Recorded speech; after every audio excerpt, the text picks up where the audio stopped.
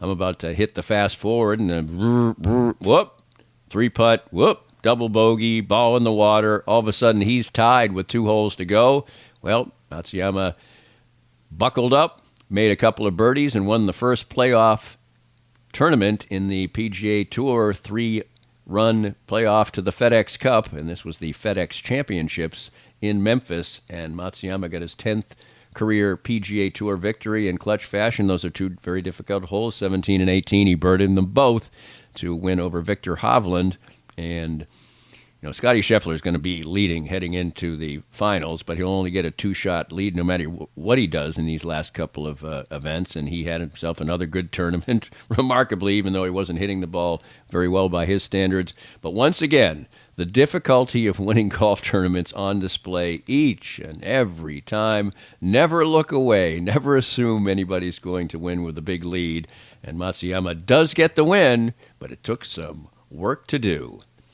And we've got some college football starting Thursday. Yes, I'll be back doing college football game day on the radio, and we'll have Stan here as college football starts on Thursday for KU and Mizzou. They play a couple of lesser lights and have some fun. KU will be at Children's Mercy Park, and K-State plays on Saturday, and they have themselves a fun day at Bill Snyder Family Stadium. None of the opponents look they should provide any threat.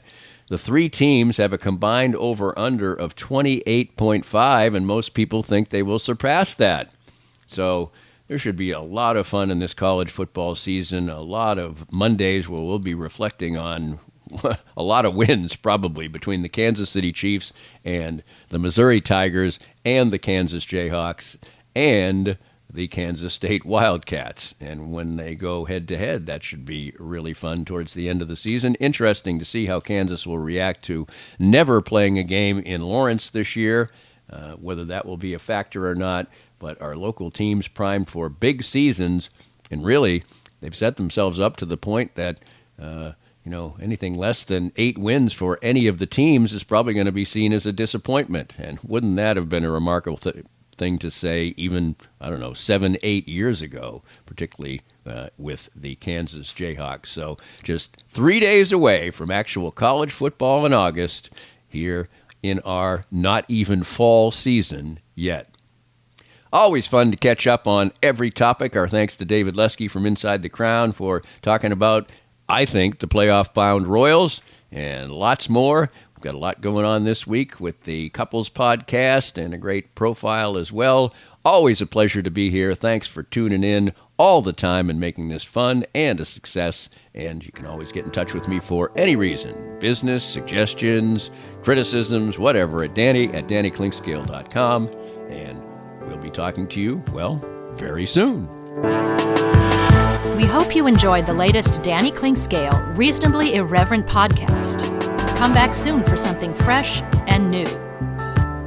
This podcast was made possible by our great sponsors like Advanced Sports and Family Chiropractic and Acupuncture, with 8 convenient locations in the Kansas City metro. Dr. Brad Woodall and his friendly team will improve your health and outlook with every visit. Find out more at asfca.com/Danny.